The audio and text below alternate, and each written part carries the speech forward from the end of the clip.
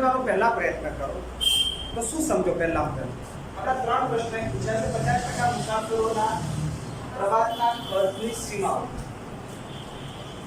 બીજો પ્રશ્ન છે સૌથી વધુ ખર્ચ કરતા 15 મુસાફરોના ન્યૂનતમ ખર્ચ કેટલો હશે. અને ત્રીજો છે કે સૌથી ઓછા ખર્ચ કરતા 10% મુસાફરોનો મહત્તમ ખર્ચ કેટલો હશે. સમજવાનું અહીંયા છે એકદમ સરળ છે કે આપણા પ્રશ્ન શું છે એ પહેલો સમજવાનું. તો આપણે શું સમજશું તો આ પ્રશ્ન આપણને શું પૂછ્યું છે એ સમજવાનું. તો પ્રશ્ન શું પૂછ્યો છે એ સમજવા પહેલા રકમ શું છે એ સમજવી પડશે. રકમ શું છે એ તમને સમજાવી દઉં તો તમને આરામથી પ્રશ્નોના જવાબ સમજ પડી જશે. આરામથી. તો પ્રશ્ન તમે સમજો. આ 350 થી 500 રૂપિયા એ 350 થી 500 એ શું છે? ખર્ચનો રૂપિયા. આ કોણ છે? સમજાણું? 350 થી 500 એ શું છે? રૂપિયા ખર્ચ. આ 7 શું? મુસાફરોની સંખ્યા. એટલું સમજાઈ ગયું? હવે અહીંયા હવે તમારે શું સમજવાનું છે? આ 7 મુસાફરી છે. માંથી કોઈ એક મુસાફર હું પસંદ કરું અને એને સૌથી વધુ ખર્ચ કરેલો છે તો કેટલા રૂપિયા ખર્ચો કર્યો છે? 499. કેટલો? 499. સમજાણું કઈ તમને? સમજાણું? 500 રૂપિયા તો અહીં આપતા રહેશે. સમજાય? અને સૌથી ઓછો ખર્ચ કેટલો કર્યો છે? 350. એ 350. રાઈટ? આ સમજાય છે? સમજાય કે એનો મતલબ અહીં આપણે સીમાઓ શોધવાની છે. અહીં શું શોધવાની છે? સીમાઓ. આ વાત સમજાય? હવે હું તમને એમ પૂછું કે 650 રૂપિયાથી ઓછો ખર્ચ કરવા વાળા મુસાફરો કેટલા છે? 650 થી ઓછો ખર્ચ કરવા વાળા કેટલા હશે? સમજાણું? કેટલા હશે? 20. સમજાય કેમ 20? 13 આય અને આપણે એનાથી ઓછો કરવા માટે 20. બરોબર? એનો મતલબ કે હું એમ પૂછું કે 950 થી ઓછો ખર્ચ કરવા વાળા તો આ બધાનો સરવાળો થઈ જાય. આ સમજાય? અને હવે મારા પ્રશ્નનો જવાબ આપો કે 950 થી વધુ ખર્ચ 950 કે તેથી વધુ 950 અને તેથી વધુ ખર્ચ કરવા વાળા કેટલા? 5. અને 800 કે તેથી વધુ ખર્ચ કરવા વાળા આવડે? આટલા સુધી સમજાય? એટલે અહીં આપણે આખી રકમ સમજાઈ ગઈ. હવે રકમ સમજાઈ ગયા પછી આપણને જો આ બધા તમે મને આંકડા કીધા એ શું કર્યું? સંચય કરીને કર્યા.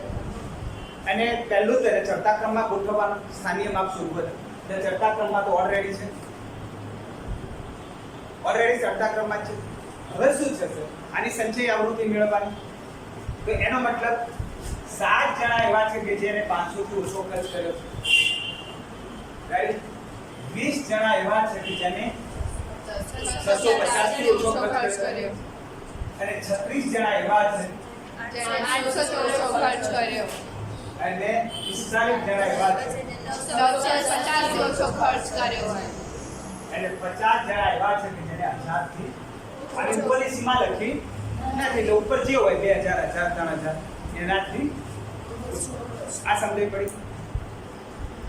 હવે રહી વાત પ્રશ્ન સમજવાની. શું સમજવાની? 50% મુસાફરોની સીમા.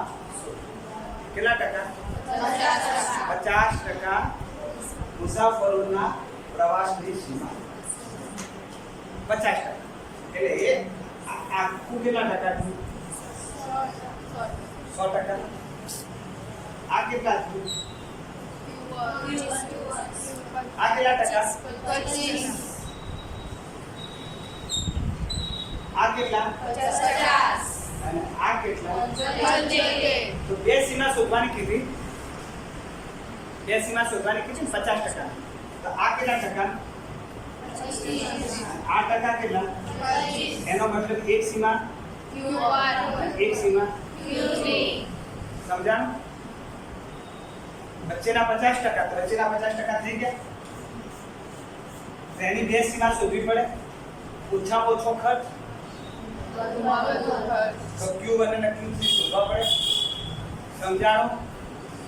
સમજાઈ ગયું? હવે બીજો શું છે? સૌથી વધુ ખર્ચ કરવા વાળા 15% મુસાફરોનું ન્યૂનતમ ખર્ચ. તો આ આપણો 100% છે. આ 100% ખરા? સમજાય? હવે સૌથી વધુ ખર્ચ, તો સૌથી વધુ ખર્ચ કરવા વાળા અહીં હશે કે અહીં હશે?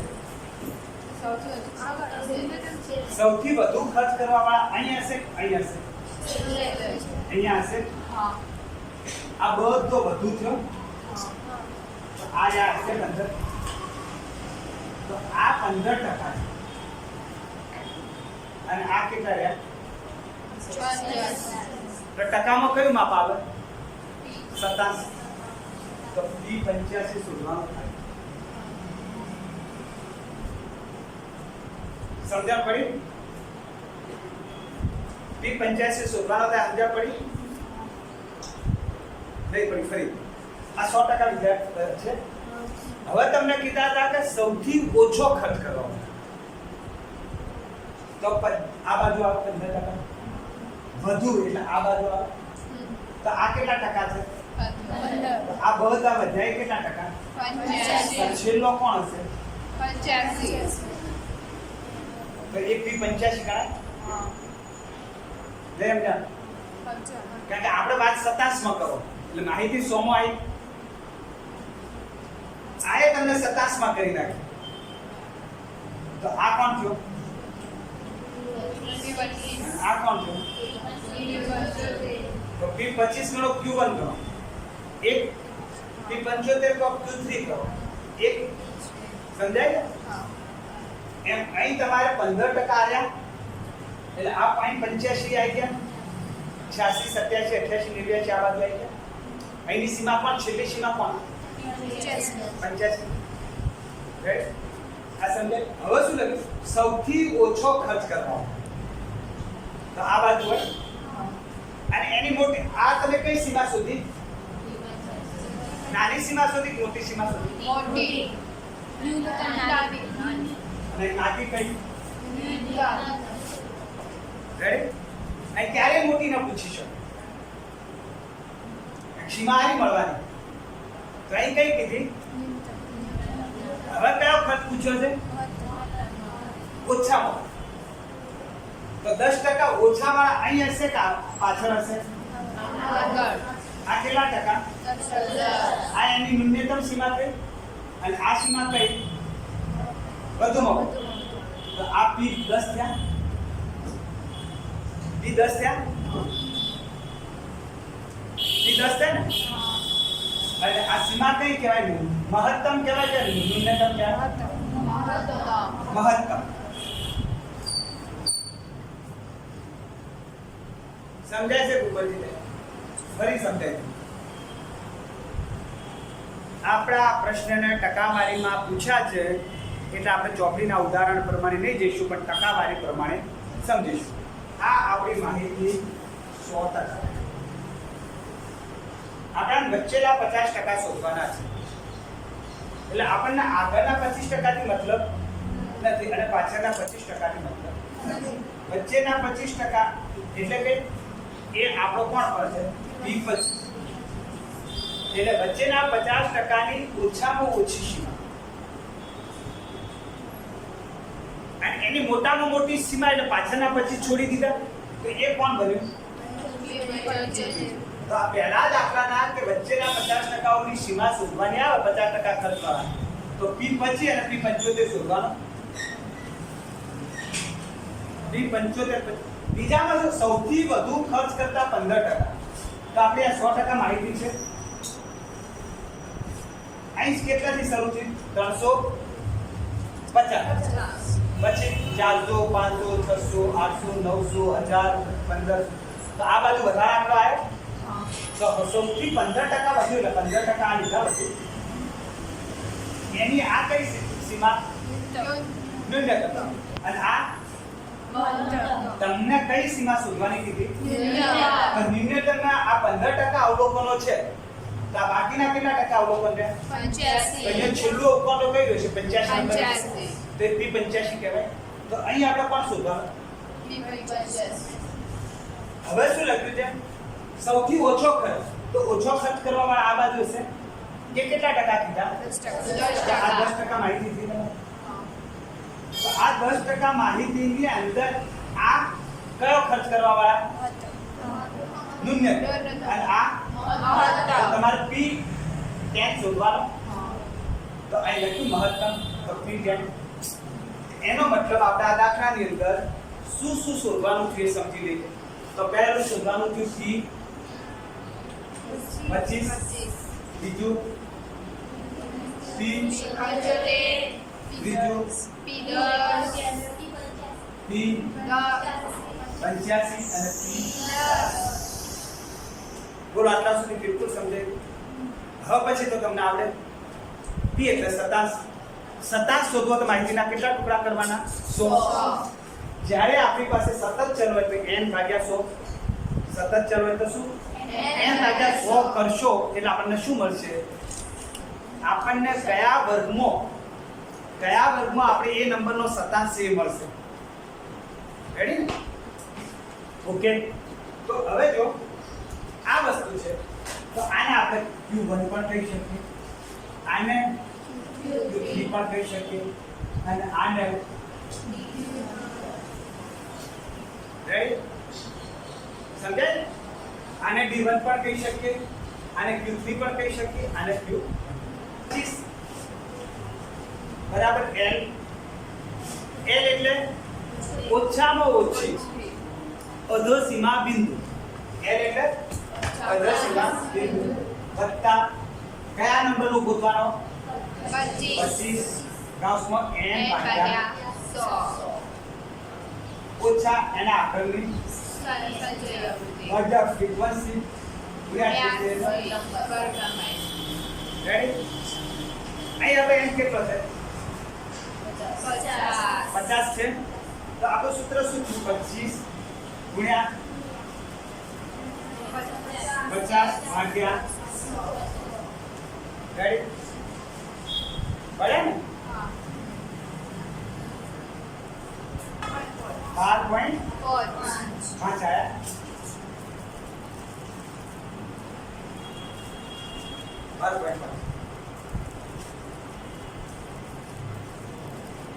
ઓકે. એનો મતલબ આ જવાબ નહીં આપણો. આ આપણો જવાબ નથી. પણ આ કિંમત જે જગ્યાએ હશે સંચય આકૃતિમાં એ વર્ગ ની અંદર આપણો P25 છુપાયેલો હશે. તો 12.5 અહીં આવે. અહીં આવે. તો લોએસ્ટ વેલ્યુ ઓછામાં ઓછું અધોસીમા બિંદુ ઓછામાં ઓછું આપણો ચતુર્થક કે બસ. તો અધોસીમા બિંદુ કેટલું? L તમને 500 મળી ગયું. L 500 મળી ગયું. હવે આ કોણ છે? CF. તો કેટલા અવલોકનોની આપણે જરૂર નથી? અહીંયા તો આપણો છે તો નથી. કેટલા અવલોકનોની જરૂર? તો CF બરાબર C બરાબર 150. C બરાબર 150. અને એ જ વર્ગની આવૃત્તિ. સમજાય છે? સમજાયું ત્યાં સુધી? હવે આપણે આની આ વસ્તુ Q1 માટે કરીશું તો એ જ Q1 બરાબર n ભાગ્યા 4 તો 50 ભાગ્યા બરાબર 12.5. આ 12.5 છે અને આ 12.5. તો L એ મળશે, CF એ મળશે, C પણ એ મળશે અને F પણ એ મળશે. સમજાઈ ગયું? તો આને હવે Q1 લખવાની મારી જરૂર ખરી? હવે આ તમામ કિંમતોને આપણે આમાં મૂકી દઈએ. તો L બરાબર કેટલા? 500 વત્તા n ભાગ્યા 100 ગુણ્યા 25. n ભાગ્યા 100 ગુણ્યા 25 12.5 ઓછા અવલોકનો કેટલા? 7 ભાગ્યા અને ગુણ્યા 150 આનું સાદું રૂપ આપો. 12.5 ઓછા 7 એટલે 5.5 ગુણ્યા 150. 7.43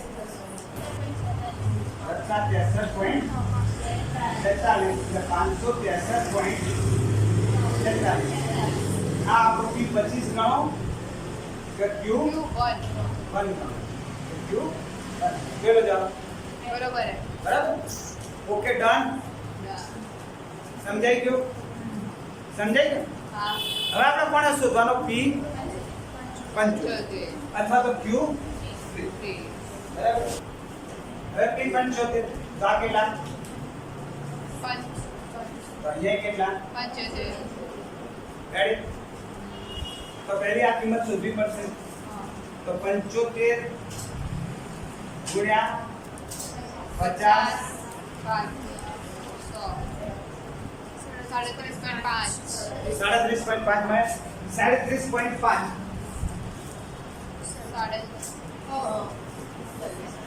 આ તો 36 જ છે. તો 37.5 આ ગયા. તો અધરસીમા બિંદુ L બરાબર અધરસીમા બિંદુ 800 બરાબર. પછી CF તો કેટલાની જરૂર નથી? તો CF બરાબર F બરાબર 9 અને C બરાબર 150. સમજાય કે મૂલ્ય આ સૂત્રમાં મૂકવાના? તો અધરસીમા બિંદુ વત્તા CF તમને કેટલા મળ્યા? ઓછા 11 ગુણ્યા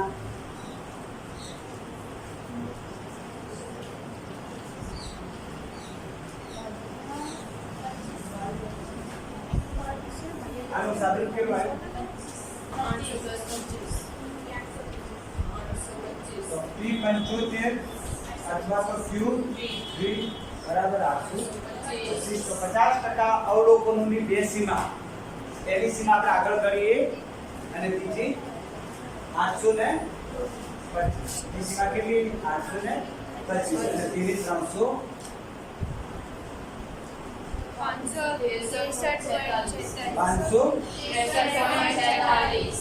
ઓકે. સમજાઈ ગયું? સમજાઈ ગયું? હવે આગળ જોઈએ આપણે. હવે આપણે કોની જરૂર છે? P 85. P 85 ભાઈ કેટલા? P 85 આને કેટલા ગુણવાના? 85 ગુણ્યા ભાગ્યા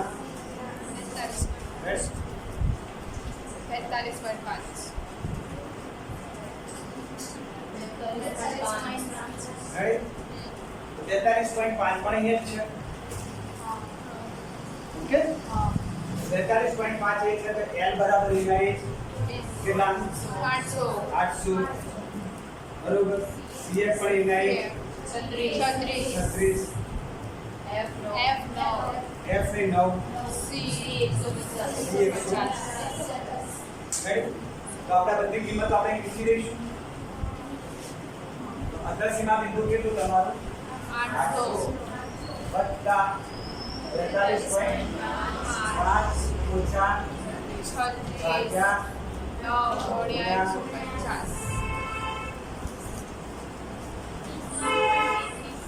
800 વત્તા 108.33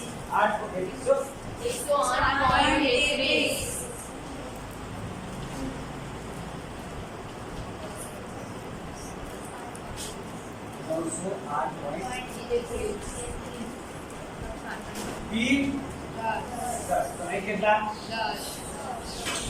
રેડી?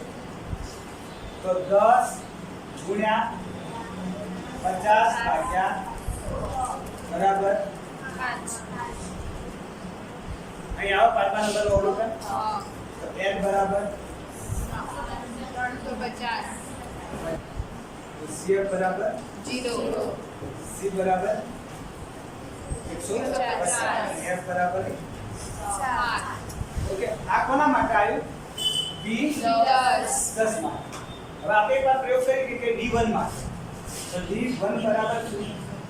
n ભાગ્યા 10 ગુણ્યા 1 તો n કેટલા હતા 5 સહી પણ કોણ હતું બધી કિંમતો આની આવે છે ઓકે તમામ કિંમતોના સૂત્રમાં મૂકીએ તો આપણે ઓછામાં ઓછી કિંમત કેટલી આવી 50 ભાગ્યા ગુણ્યા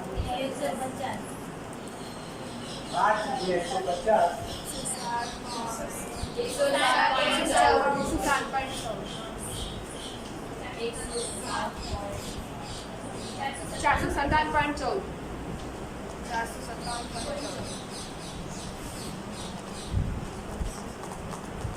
ઓકે ડન